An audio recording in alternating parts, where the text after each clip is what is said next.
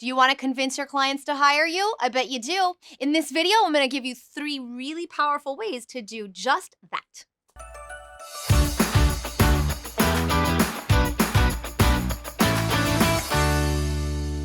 So you want to know how to convince your potential clients to say yes to what you're selling.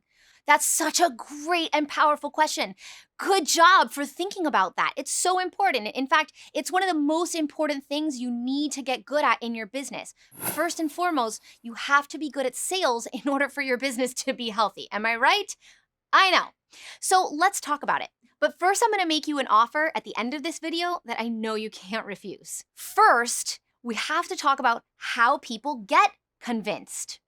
Here's the trick to convincing. People don't really get convinced because you tell them enough stuff that they start to believe you. Usually, convincing someone has to do with how you're able to guide them into seeing that this is their own decision. I know, you're wondering, yeah, but how do I do that? Okay, here's how you do that. What you're gonna do is lead them into telling you why they want you. So the difference is you could come to a sales conversation and say, here's why you want me. I'm gonna do this, I'm gonna do this, I'm gonna do this, and I'm gonna do this. That's what most people do.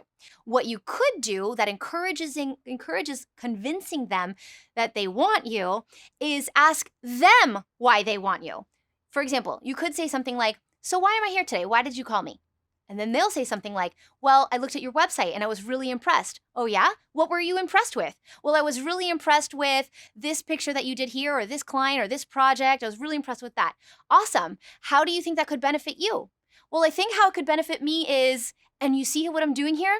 They're telling me why they want to work with me, and they're telling me how they think I could benefit them before I've even said anything.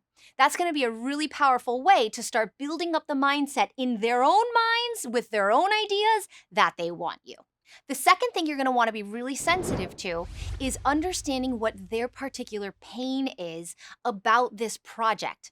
When you can understand that really, really deeply, you'll even more be able to show them or convince them why they want to work with you. How you're going to do that is you're going to say, oh, you struggle with your spouse on making decisions together? How painful would it be for you to go through this project always fighting? What would that feel like? Then they'll tell you, it would be terrible. I would never want to do that. Oh, you would never want to do that? Perfect, because what I do will alleviate that challenging decision-making with you and your spouse because I'm going to guide and light the way for decision-making. So it sounds like you really need what I have. All right, and the third thing I want you to put in your pocket, write this down, it's a writer-downer. People follow confident leaders. Period, end of story, close the book, the end. People follow confident leaders. So if you want someone to follow you, you have to be a confident leader. Here's what I mean. When I was getting my awesome mohawk haircut from when my hair was down to here, I went with my son to get a haircut at a place that, let's just say, is not very expensive. And when I went there, I was like thinking, should I get my haircut here? But the person that I was talking to said she had never cut a mohawk before. She wasn't sure. That's not really the kind of thing that she did. So you think I got my haircut there? No, I walked out. Where I did get my haircut was when I sat down in a chair with somebody and they said, girl, here's exactly what you have to do. I love the shape of your face and whatever, and the way that your hair does this and that. And I know that if I cut it like this, it'll stand up and it'll do a cute thing. And I was like, yes, cut, go, go, go. So would you want to get your hair cut with somebody who wasn't very confident in how to cut your hair? No. Equally so, your potential clients are not going to want to work with you if you don't come with an air of confident leader. So how can you, in your own self, develop confidence as a leader? Okay, first of all, before we talk about anything, we gotta start with the idea or the premise that the potential client that you're talking to is a good fit for you and you honestly believe in your services will benefit them. If it's not a good fit, then convincing anybody of anything is not gonna serve you and it's not gonna serve them.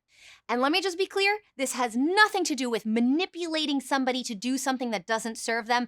This is about enrolling somebody into something that they can believe is right for them because it is. I know how important sales is to you. And if you want to be a part of a community of people who are dedicated to up-leveling their sales, come on over and join our community who is dedicated to just that. Visit us at biographicaldesign.com to learn more.